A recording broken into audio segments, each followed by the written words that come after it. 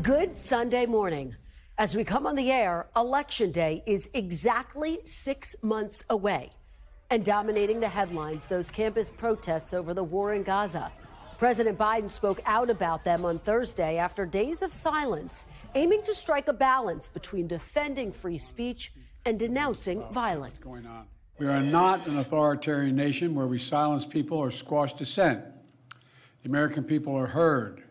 In fact, peaceful protest is in the best tradition of how Americans respond to consequential issues. But neither are we a lawless country.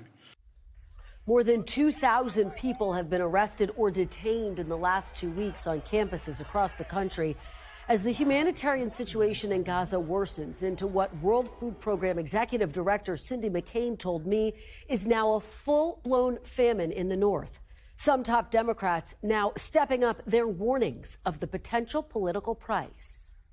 I am thinking back, and other people are making this reference, that this may be Biden's Vietnam. I worry very much that President Biden is putting himself in a position where he has alienated not just young people, but a lot of the Democratic base in terms of his views on Israel and this war.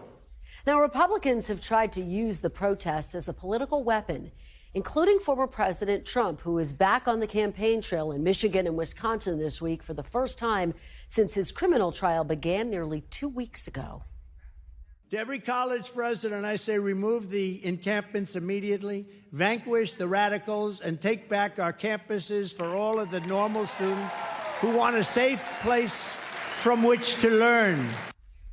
Mr. Trump falsely insisted again that he won the state of Wisconsin. He did not. And this week, he would not commit to accepting the 2024 election results. In an interview with Time, Mr. Trump also said he would consider pardoning every one of the more than 800 people who've been sentenced for their roles in the January 6th Capitol insurrection, many of whom have pleaded guilty. And he wouldn't rule out political violence if he loses. Quote, "If we don't win, it depends. It always depends on the fairness of an election." This weekend, Republican donors and potential running mates gathered at a donor retreat at Mr. Trump's private club in Palm Beach. NBC News has obtained audio of the closed-door event where Mr. Trump railed against prosecutors and baselessly accused President Biden's administration of orchestrating the indictments against him, saying, quote, "These people are running a Gestapo administration, and it's the only thing they have." Meanwhile, earlier this week, Trump said the search for a running mate is still in its early stages. Usually it's done right around the convention. So it's going to be done, and maybe it'll be done before you, because here we are in Wisconsin. We'll be making that decision, I think, closer to Wisconsin time, if you want to know the truth. It's very early right now. Thanks for watching. Stay updated about breaking news and top stories on the NBC News app or follow us on social media.